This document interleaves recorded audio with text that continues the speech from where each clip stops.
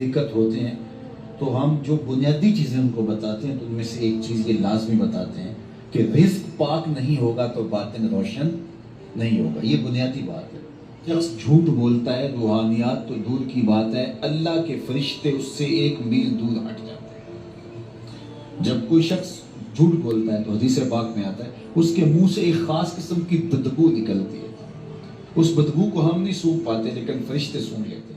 अस्सलामुअलैकुम, क्या हाल है आप सबके। मैं भी बिल्कुल ठीक ठाक हूँ आप सबकी दुआओं से।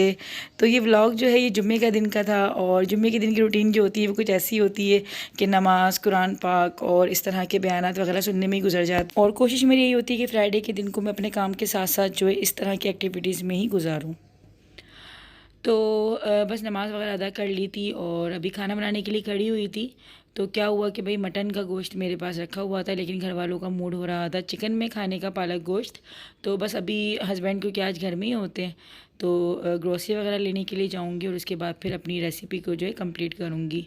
और यहाँ पे थोड़ी सी बात भी कर लेती हूँ टाइटल के हवाले से कि रिश्ते जो हैं आजकल के मुझे ऐसा फ़ील होने लगा है कि शायद कुछ लोगों के लिए सिर्फ सोशल मीडिया की हद तक ही जो है वो महदूद हो गए। और लोग ऐसा समझते हैं क्योंकि आप लोगों को पता है कि अभी थोड़े दिन पहले फादर्स डे जो है वो गुजरा है, मदर्स डे भी आता है, वैलेंटाइन डे आता है। लेकिन आप लोगों ने कभी भी मुझे ऐसे मनाते हुए नहीं देखे होंगे इन इवेंट्स को। वो क्यों नहीं देखे? क्योंकि मुझे ऐसा लगता है कि हमारे जो माँ बाप होते हैं उनको हमारी इस तरह से पिक्चर्स साथ लेने की है। ऐसा नहीं होता कि बस एक दिन आया और हमने अपनी माँ को खड़ा करके जो एक तस्वीर ले ली या बाप को साथ खड़ा करके एक तस्वीर ले ली। उनको इस चीज़ से कोई लेना देना नहीं होता क्योंकि हमारे माँ बाप को हमारे वक्त की ज़रूरत होती है, हमारे एहसास की ज़रूरत होती है। और एक दिन नहीं होता माँ बाप का। मैं तो कहती हूँ वो दिन दिन ही नहीं होता जिस दिन हम अपने माँ बाप के साथ नहीं गुजार रहे होते, या फिर कोई ऐसा दिन नहीं होता जब हम अपनी माँ के बारे में नहीं सोचते। मेरा भी कुछ ऐसी हाल होता है, भले मैं अपने ससुराल में होती हूँ, भले मैं अपने ख़ुद के घर में होती हूँ, लेकिन मेरे दिमाग में जो है ना अम्मी की बातें चल रही होती हैं, अम्मी के बारे में मैं सोच रही होती हूँ, पापा का ख्याल आ रहा होता है दिन में। तो आपके वालिदैन जो है वो हर वक्त आपके दिमाग में होने चाहिए और हमेशा आप उनका जो है ख्याल रखना चाहिए। मैंने ऐसे भी लोग देखे हैं जो घर में बेचारे माँ बाप बैठे हुए होते हैं और बड़ी बड़ी पोस्टें उनके नाम की लगा रहे होते हैं। और वो बेचारे ऐसे, क्योंकि बहुत से बुज़ुर्ग ऐसे हैं जो फेसबुक को नहीं जानते, यूट्यूब को नहीं जानते, नहीं चला रहे होते, सोशल मीडिया पे नहीं होते, लेकिन उनके नाम के स्टेटस लगाए जा रहे होते हैं। तो बनस्बत स्टेटस लगाने से बेहतर है, तस्वीरों को अपलोड करने से बेहतर है कि अपने वालिदैन को दिल से मुखलिसी के साथ जो है उनके साथ वक्त गुजारो। और ये जो एज जब आपके जब माँ बाप की एज बढ़ती रहती है ना तो उनको इन चीज़ों की ज़रूरत नहीं होती कि हमारे बच्चे ने कितनी हमारे साथ तस्वीरें लगा दी हैं, क्या कर दी हैं। उनको सिर्फ आपके साथ की ज़रूरत है, आपके इखलास की ज़रूरत है, आपके साथ जो गुजरा हुआ वक्त होगा ना वो उनके लिए काफ़ी जो है ना ज़रूरी होता है। क्योंकि कहते हैं कि एक उम्र में आके इंसान के साथ जो ये रिश्ते होते हैं ना इंसान की औलाद के, है वैसे ये दवाइयों की तरह काम कर रहे होते हैं। अच्छा, यहाँ मैं अभी दाऊद मठ आई थी, थोड़ा बहुत सामान लिया, ख़ास तौर पे गोश्त जो मुझे लेना था चिकन का वो ले लिया था।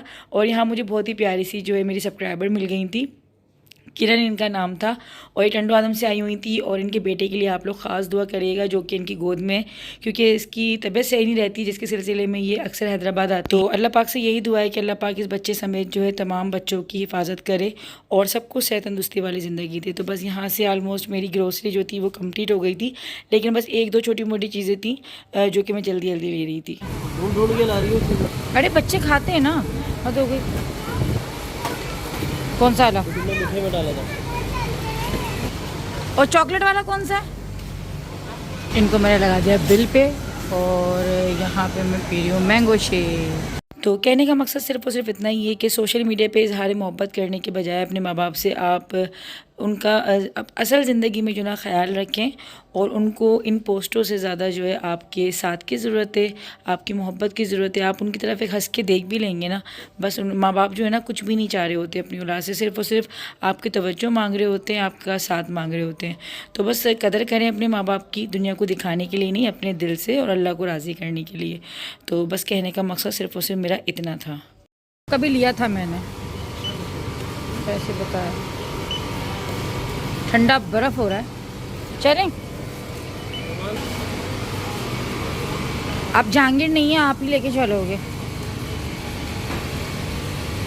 मुझे लेके जाना पड़ा, हद हो गई है। देखिए मैंने आपको याद रखा था, मैंने आपका भी लिया था।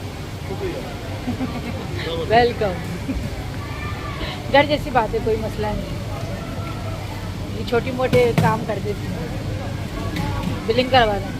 तो थोड़ी सी बात और करती हूँ और उसके बाद मैं अपनी बात को एंड करती हूँ कि भाई कहने का मतलब सिर्फ इतना है कि माँ बाप के जो हुकूक़ हैं वो कुरान पाक में बता दिए गए, और क्या हुकूक़ है हमारे माँ बाप के वो हम सब जानते हैं। और अगर नहीं जानते तो भाई कुरान पाक खोल के देख लें कि हमारे माँ बाप के हुकूक़ कितने ज़्यादा हैं। तो ये सिर्फ एक फ़ादर डे या मदर डे एक दिन का मनाने से जो है ना ये हुकूक़ पूरे नहीं हो जाते। बाकी रही बर्थडे की बात, तो बहुत से लोग उस पर भी इख्तिलाफ़ करते हैं कि वो कौन सा जो है मनाना हमारे दीन में है। तो भाई वो तो एक खुशी का दिन है ना, मनाते हैं तो कोई उसका सवाब भी नहीं है और ना मनाने पर कोई गुनाह भी नहीं है। लेकिन खैर वो तो एक खुशी का दिन है, उससे कोई हमारे रिश्ते को जो है वो नहीं जो है ना नापा जाता कि भाई कौन कितनी जो है ना ये इतनी ज़्यादा बड़े पैमाने पे बना रहा है या कौन कितने किसको फूल दे रहा है, तो ये हमसे ज़्यादा मोहब्बत करता है या हमसे नहीं करता। लेकिन ये father's day, mother's day, Valentine day, पता नहीं कौन कौन से डेज़ हैं और भी जो कि अब अजीब से जो है लॉन्च हो गए मार्केट में भाई। तो ये जो डेज़ होते हैं इसकी कोई मंतक नहीं है देखा जाए तो, क्योंकि माँ बाप जो है वो आपका प्यार मांगते हैं, आपका टाइम मांगते हैं। उनको इस चीज़ की नहीं है कि आपने कितने जो है ना फूल दे दिए उन्हें, तो आपकी जो हक़ है ना वो आपने अदा कर दिया। तो उम्मीद है कि आपको समझ आ गई होगी बात कि बर्थडे जो होती है वो सिर्फ एक खुशी का दिन है, और ये जो रिश्तों के जो हम डेज़ बना रहे हैं ये एक अलग चीज़ है। तो ये चीज़ आई थिंक नहीं होनी चाहिए। रिश्ते जो है वो मोहब्बत से निपते हैं, फूल देने से या तस्वीरें साथ खिंचवाने से नहीं होते। बहरहाल मैं घर में आ गई थी और आते ही जो है दोबारा से किचन में आके रेसिपी अपनी कंप्लीट की थी। तो मट्टी की हांडी बना रही थी चिकन पालक, और इसको बनाने के लिए मैंने आधी प्याली जो है ऑयल लिया था। ऑयल के बाद जो है मैंने शामिल कर दी थी प्याज मैंने 2 मीडियम साइज़ की ली थी, और फिर उसके अंदर मैंने अच्छे तरीके से जो है चिकन को भून लिया था। और बाकी के जो मसाले हैं वो मैंने डाले हैं, जिसमें मैंने लाल मिर्च का पाउडर लिया था, ज़ीरा पाउडर लिया था, और धनिया पाउडर यहाँ पे डाल रही हूँ।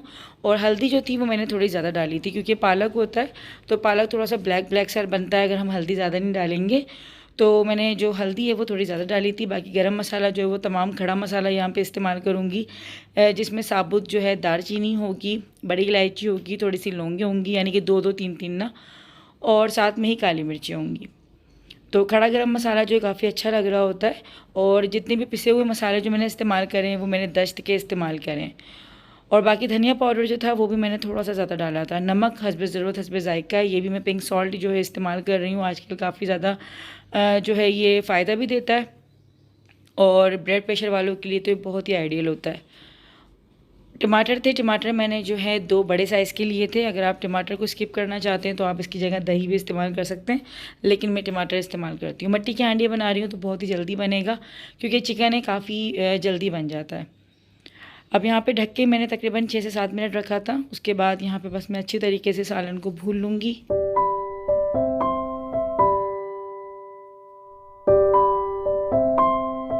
इस तरह के जो ट्रेडिशनल खाने होते हैं, पालक गोश्त हो गया, दालें हो गई, सब्ज़ी हो गई, तो वो मट्टी की हांडी में बहुत ज़्यादा अच्छी लगती है, क्योंकि एक सोना सोना सा टेस्ट आता है। तो मेरी कोशिश होती है कि मैं इस तरह के खाने जो ना मट्टी की हांडी में बनाऊँ। अब यहाँ पे मसाले को मैंने अच्छी तरीके से भून लिया था, यानी कि गोश्त और जो तमाम मसाले थे उनको अच्छी तरह भून लिया था। और भूनने की निशानी जो होती है बेहतरीन यही है कि साइड में जब ऑयल आप अलग सेपरेट होना शुरू हो जाए ना, वो समझ लें कि मसाला भुन चुका है। क्योंकि इस तरह के सालन होते हैं जब तक भुनाई अच्छी नहीं होगी सालन में वो टेस्ट नहीं आता, वो शक्ल नहीं आती। क्योंकि खाने के जायके के साथ साथ जो है ना उसका दिखना भी ज़रूरी है कि वो अच्छा लगे दिखने से भी। तो जब मसाला अच्छी तरीके से भुन गया था, यानी कि सेपरेट हो गया था ऑयल, उसके बाद मैंने इसमें धुली हुई जो पालक थी वो डाल दी थी। और ये 1 गड्डी पालक है, इतनी काफ़ी थी, क्योंकि चिकन मैंने थोड़ी सी ली थी और बस मैं ये एक टाइम के लिए बना रही थी। अब इसके अंदर मैंने शामिल कर दी थी हरी मिर्चें तकरीबन मैंने 3 से 4 ली थी। ज़्यादा तेज़ वाली नहीं है हरी मिर्चें ही, तो इसीलिए मैंने ये वाली शामिल कर दी थी। अगर आप चाहते हैं तो गोल वाली लाल मिर्च जो होती है वो भी डाल सकते हैं, लेकिन मैं वो नहीं डाल रही, मैंने सिर्फ इसमें हरी मिर्चें डाली थी। और आखिर में जो है इसमें शामिल कर दूंगी मैं हरा धनिया से भी इसका फ्लेवर काफ़ी ज़्यादा अच्छा हो जाता है। पालक गोश्त जो है वो ऑलमोस्ट मेरा डन हो चुका है। और जहांगीर को बहुत शदीद भूख लग रही थी, तो बस मैंने इसको जल्दी से जो है ना घी लगाया रोटी पे, और साथ में मैंने इसको खाना दे दिया था ताकि ये खाना खा ले। क्योंकि मैं क्या कर सकती हूँ, मैं तो जल्दी खड़ी हो गई थी खाना पकाने के लिए, लेकिन इन लोगों के नखरे नहीं ठहरते।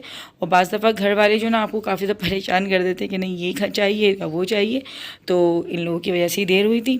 तो जहांगीर मुझसे कहा मम्मा इतनी देर लग गई खाने में, मैंने कहा बेटा आप लोगों की वजह से ही हुआ था। और पालक गोश्त जो है अगर रोटी के ऊपर मक्खन डाल के खाओ या फिर घी डाल के खाएं तो बहुत ज़्यादा अच्छा लगता है। आप लोग किस तरीके से खाते हैं मुझे कमेंट सेक्शन में बताइएगा। और यहाँ पे काफ़ी फूली फूली सी रोटियाँ जो है ना वो बन रही थी, तो कितना अच्छा लग रहा होता है ना जब रोटी फूल रही होती हैं या पराठे फूल जाते हैं तो बहुत ज़्यादा अच्छा लग रहा होता है। और बचपन में मुझे अच्छी तरह याद है कि जब इस तरह रोटी फूलती थी ना, जब अम्मी बना रही होती थी, क्योंकि मैंने शादी से पहले कभी रोटियाँ नहीं पकाई, मैंने शादी के बाद जो रोटियाँ बनाना स्टार्ट करी हैं। और मुझे अभी तक जो है ना अपने हाथ की रोटी ऐसा लगता है कि मैं बहुत स्लो बनाती हूँ, क्योंकि अगर मैं किसी और को देखती हूँ तो मुझे लगता है कि वो ज़्यादा स्पीड से बना लेते हैं। क्योंकि रोटियों का ही होता है कि आपको जितनी प्रैक्टिस इसके अंदर रहती है ना, आपका हाथ उतना जल्दी स्पीडली चलता है। और क्योंकि मैं शादी से पहले बिल्कुल नहीं बनाती थी, शादी के बाद भी मैंने काफ़ी आड़ी टेढ़ी तिरछी बनाई, लेकिन अब अल्हम्दुलिल्लाह से ये कि गोल रोटियां बन जाती हैं। लेकिन मुझे स्पीड का इशू लगता है कि शायद मैं थोड़ी स्लो बनाती हूँ, लेकिन अच्छी बन जाती हैं। तो बस यहाँ पे काफ़ी गोल मटोल सी रोटियाँ बन रही थी और जल्दी जल्दी से। अच्छा, फ्रेश आटे की रोटियाँ बनती हैं तो वो भी ज़्यादा अच्छी बनती हैं। अगर फ्रिज का रखा हुआ आटा होता है ना तो वो भी कोई इतनी ख़ास नहीं बन रही होती। बाकी पालक गोश्त की जो फाइनल लुक थी वो मैं आप लोगों को दिखा रही थी कि कितना यमी और कितना टेस्टी सा बना था, और खाने में भी ये बहुत ज़्यादा डिलीशियस बना था। तो आप लोग भी इस रेसिपी को ज़रूर ट्राई कीजिएगा। और आज मैंने काफ़ी टाइम के बाद जो है ना रोटी के ऊपर घी डाल के खाया था, वरना मेरे हस्बैंड और बच्चे तो खाते हैं, ये लोग तो इस तरीके से खाते हैं, लेकिन मैं थोड़ा सा नहीं खाती कि और वेट जो है मज़ीद ना बढ़ जाए। लेकिन देसी घी के लिए यही कहते हैं कि ज़्यादा ये नुकसानदेह नहीं होता बनिस्बत जो दूसरे हम जो ऑयल या घी इस्तेमाल करते हैं वो ज़्यादा नुकसानदेह होते हैं। लेकिन इस घी के बारे में डॉक्टर्स भी ये कहते हैं कि ये ताकतवर ज़्यादा होता है, नुकसानदेह नहीं होता। तो मेरा आज का व्लॉग आप लोगों को कैसा लगा? अगर अच्छा लगा तो वीडियो को लाइक कर दीजिएगा, चैनल को सब्सक्राइब कर दीजिएगा और मुझे इंस्टाग्राम पे फॉलो करना मत भूलिएगा। मिलती हूँ इंशाल्लाह बहुत ही जल्द आप लोगों से, तब तक के लिए अल्लाह हाफ़िज़।